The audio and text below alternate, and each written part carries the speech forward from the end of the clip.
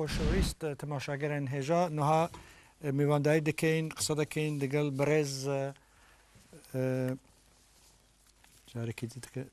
لەگەڵ بەڕێز میشل ئالیسۆن کە بۆ خۆی ئارکیتێکتە معمارێکی داوخوازە دڵخوازە لە کارێکی چاریتیدا لە وڵاتین بریتانیای مەزن یا یونایتد کینگدام لە ڕێخستنێکدا بنێوی ڕیبیلد ئەو وەکو بژن ئارکیتێکتێک لەو چوارچەوە ئەو ڕێخستنەدا کار دەکات لە پەیوەندی لەگەڵ سۆلیداریتی و هاوپەیوەندی لەگەڵ خەڵکی ڕۆژاوە چەند جملەیەکی لە پێشدا بە کوردی دەنگ بکەین گەلێک خۆت بەخێر بێ بۆ پرۆگرامێ بە کوردی بەرز بدە زۆر سپاس بوویکەوە شانسێک دامێک ئەم نەوێدرێ پروژه خیال سر کوبانی بین سرزمین. زور باشه.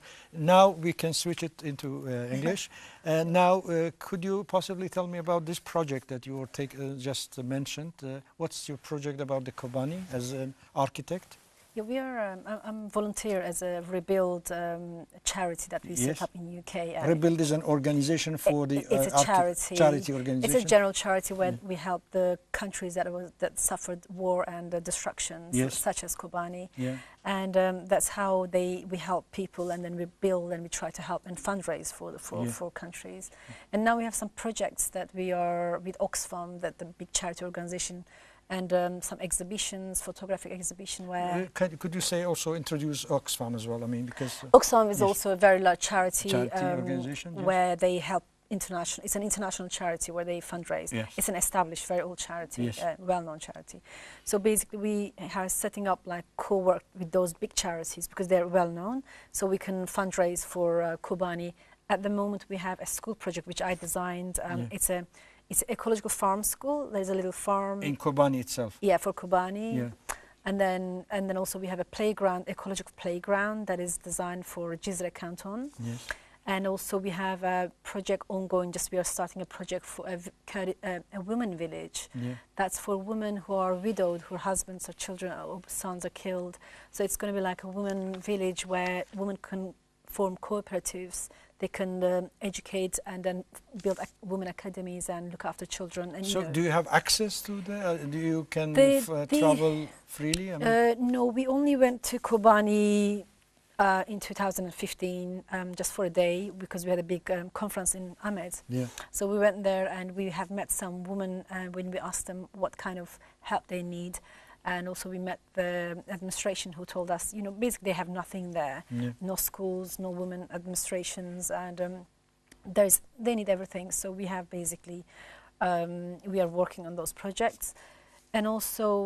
but before you continue with the project, what was the impression of you of the women there? The women who could stay all the time, I mean, during the... When we went there, Kobani was liberated already. It was May 2015.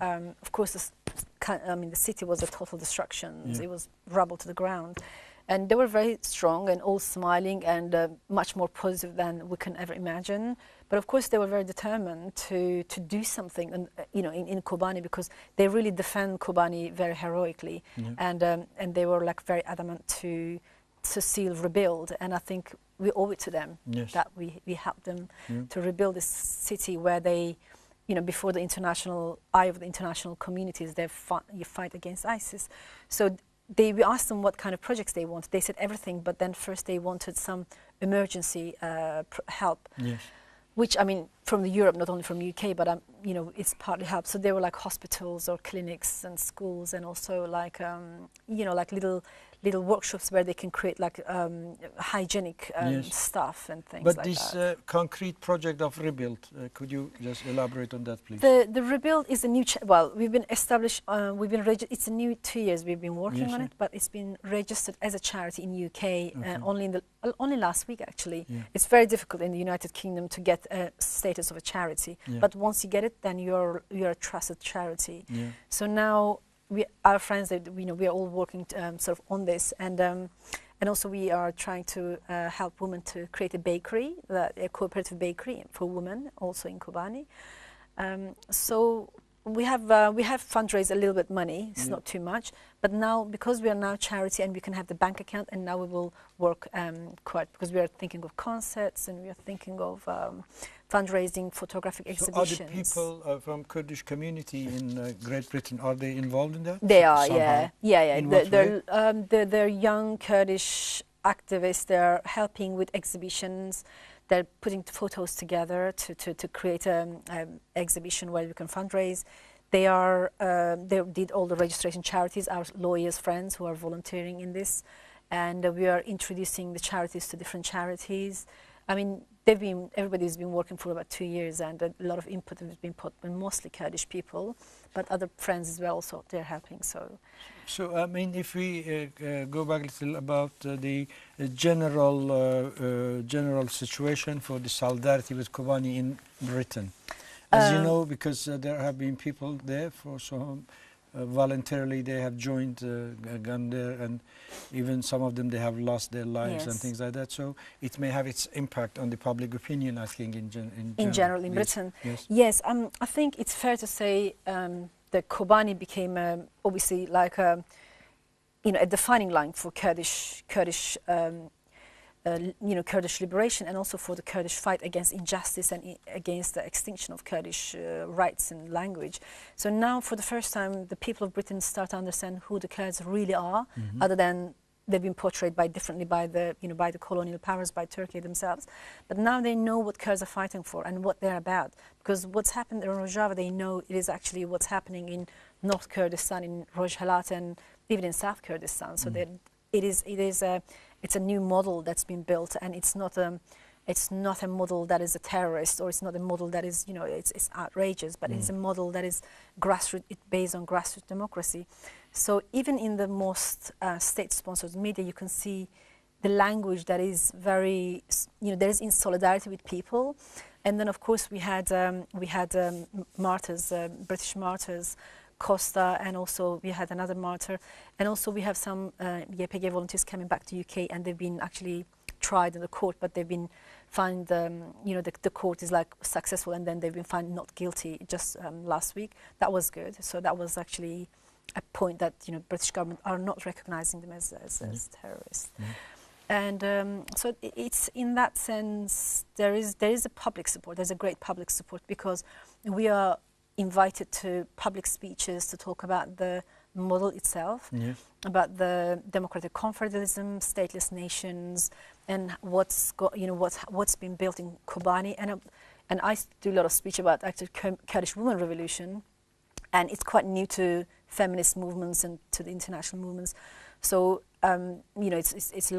it's quite impressive to so many. In the level of the House of Commons, there was a all-party committee just to monitoring the situation in Syria, and one of them was a lady who was a member of Labour Party just before the referendum for remaining or leaving the European Union. So she lost her life. Jo Cox, yes. I think so. Recently, there was a debate in House of Commons about the situation in Syria, but I think there is not enough information for the people. I mean, who are talking about it. I mean, maybe there is not enough information for the people who are engaged in general about the Kurdish issue. And the politicians, you mean? I mean, for instance, the member of parliaments in Britain, as a colonial power, and otherwise, for instance, even among the Labour Party, for instance, Mr. Jeremy Corbyn, the present leader of the Labour Party, has been a very long supporting the Kurdish issue in different parts of Kurdistan. So I was following this debate, but I just sensed like that they have not enough information about the way that resistance has been going on in Rojava. You see, the people are one thing, and the government and politicians are totally something else. So I am pretty confident they do know a lot about what's happening. But of course, it's something they do not want to recognize, and because it's such an anti-colonial ideology, and it's a very grassroots democracy that is going on in Rojava, that is totally against the colonial interests, that economic and colonial interest of a country like United Kingdom. And so that's why in the parliament, although they're very well informed because we have regular meetings with them and we have informed them. They're aware of what's happening in Turkey, in Bakur, on the Cizre in Nusaybin, but they, you know, politically they have their own agenda and they try to close blind eye to what's happening. Yeah. But of course we have people like Jeremy Corbyn, the progressive people, the, you know, Jean Lambert, like the Green Party. Green Party, yes. We have a lot of friends in Green Parties that are more genuine. Yeah. And even one or two probably in the Conservative Party, probably one or two, but they do know. I think it is the solidarity of the people will change the perspective of the governments in every country in Europe, but also especially in Britain, because Britain is always. I think in Britain, in UK's Parliament, in House of Commons, we have also a representative from the town of Shakespeare, who has a Kurdish background. Oh. Yes, I didn't know this that. is the only parliamentarian who is representing the town of Shakespeare. Okay. He comes from Kurdistan originally. Oh yes, actually yes, I've heard, but I don't know much about it, so I'm not going to speak on that one. I think if one tries to reach different people in different levels, so there is the possibility, because British colonialism have been very much engaged in the area, you know, for many years. That's why it's one of the most difficult countries to pursue in terms of political. But it's very interesting. Even British people have very great sympathy for what's going on in Kurdistan, especially after Rojava revolution. So they are. So apart from this charity Rebuild, that is a very new organization, what about the other solidarity work among the people in Britain for the Rojava, and especially for Kobani? There are a lot of meetings all over Britain, in Scotland, in Nottingham, in south of England, as well as London, of course. There are a lot of meetings where they invite people from Rojava or Kurdish communities to talk about Rojava, and also to talk about the model. And we have a lot of meetings in the Parliament also, sort of, you know, the MPs host a room, and we, you know, the Kurdish people the Kurdish politician, they're invited in and they talk about overall in Kurdistan and about Rojava, and also about women. So there's a lot of work, you know, a lot of work goes on in Britain in that sense. And also even some of the families of the martyrs, the British martyrs, they always, in the social media, they're always doing this kind of fundraising, awareness raising. Actually, they were also in the meeting of PYD in Brussels. Yes, they came.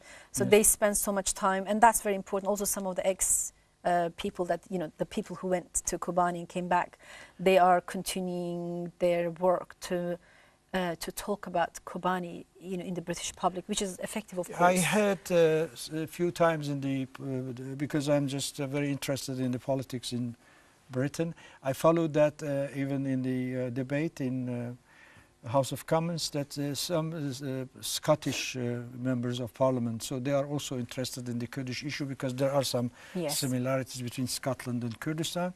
So how is the contact with them, with the Scottish Nationalist Party? SNP. We have very good contact with SNP. I myself been to some of the meetings with my colleagues, and of course, it is the easiest place in Britain to have, you know, to have solidarity work with Scotland and Ireland also, because they know where we're coming from. They can understand the situation, and they are very supportive. And then there is now, we are trying to create this working group within the Scottish Parliament, and also we are hosting on the in November 22nd, we are hosting a big conference with the HDP and in Scotland as well, and that's going to be very important, because we are basically hundreds of people will be invited to come and listen and talk. But for the Kobani Day, is it something in Kobani preparation? Day, there's preparation already started. It's kick-started, and then there will be like rallies in all over Britain and London and North Scotland and probably Birmingham, and there will be meetings and seminars. And at the universities, we have a lot of seminars held about the democratic confederalism, about Öcalan's ideology. There are a lot of people very interested in it. I think in the first week of November, there will be a conference in Sussex University. Yes. Janet Beale is going to speak. Janet Beale is talking, yes. And then Salam Muslim will be coming in November, end of November. He will be in Cambridge University, and Oxford. What about the 1st November? The 1st of November, there are rallies. I mean, there are rallies in London, to celebrate the victory of Kobani for the 3rd year, and to commemorate, of course, all the martyrs that in Kobani. And it is very important, of course, for everyone to own up to what happened in Kobani, because we owe it to the international people who supported and who pushed the governments to actually support from the coalition, because in almost it was the last day when they tried to save the people of Kobani from another massacre, like Shengal itself. I actually have heard of a real life story, which is like very short, but it's very important that I say it, because I've heard it's really heartbreaking. So when the fights were door to door in Kobani, apparently the group of fighters were like stranded, and then they were like outgunned and outnumbered, and ISIS was like closing into them, so they were going to be killed. And some of them said, that's it, we are all going to be killed now. And then they kind of want us almost surrender, because there was nothing. They said, the whole world is forgotten about us, and there's nothing, this is the end. And suddenly one of them had the phone, you know, those walkie-talkies they're using. And then he said, Heval, we've heard all over Europe, people are actually supporting us. They're in the airports, they're in the train stations, everybody's talking about Kobani, and they're supporting Kobani people. And they were like, he was screaming, and then, you know, this 7, 8 people, it was a small group, it was a very small group. And when they heard that, they kind of felt, they knew there was a solidarity in all over Europe. And then they actually stand and they fight back. And actually, I think there were one of few who were killed, but they got themselves out of there, and then they fight against ISIS. And then they kind of, you know, save themselves, basically. And I think that is very important. That's why Kobani people says we owe a lot to the international people, to the communities. And I think we have to own up to this, and we have to continue. Do you want to say something more about the project that, well, the project is one of the charity, and it is important. Of course, we support the charities. It's not only for Kobani; it's a general charity. But of course, we have a lot of projects to support the Kobani projects. And that's especially about women, school, and children playgroup. So our focus is like first, I mean, we don't have too much money now, but we're first going to be doing those projects. And they're all ecologic as well. So we're trying to keep the ecologic balance. Lastly, what's your opinion yourself as well about this solidarity, or the closer connection between different solidarity groups in different European capitals, in different European countries? I think they're very important. I mean, the solidarity of people is what will be the revolution for revolution. I mean, what will be the victory of a revolution? Being Kobani, being North Kurdistan, being Palestine, anywhere in the world. Basically, it's when people get together, there is nothing that they can't be, you know, they can't succeed. So, I think that is wanting to push the governments to take the right actions. For example, you know, when we are like pushing our governments that not to support Turkey, and they have to take an action, because, you know, similarly with Kobani, when people were on the street and saying the Kobani people should not be slaughtered all in Shengal, so that's when the government, even though they didn't directly want it, but they had to do it because they knew it was the right thing, and it was what the people demanded, especially in Europe, because there's a kind of democracy in Europe, and they have to act on the will of the people and the solidarity of people. And I'd say, of course, we have to continue supporting Kobani, and we are. I mean, we are part of it, and they're part of us, and it is very important, because what happened, the way that ISIS lost in Kobani against people was a very important blow to ISIS, and they still talk about it, because I think if ISIS did not defeat in Kobani, it would be a totally different story right now. Of course. So we were talking another way. Yes. So totally we were to be talking about something else probably now. But I think also, of course, everyone that is here today and in Europe has something in it. So thanks to everyone. Yeah. Thank you very much, Michelle. Thank you for your participation. You can say something in your nice Kurdish at the end. Kurdi beja. زور سپاس بوی solidarity چه نظام کردی؟ همدردی زور سپاس همدردی و هر کس جبوی کوبانی و گلک سپاس شو باش. شوان هجا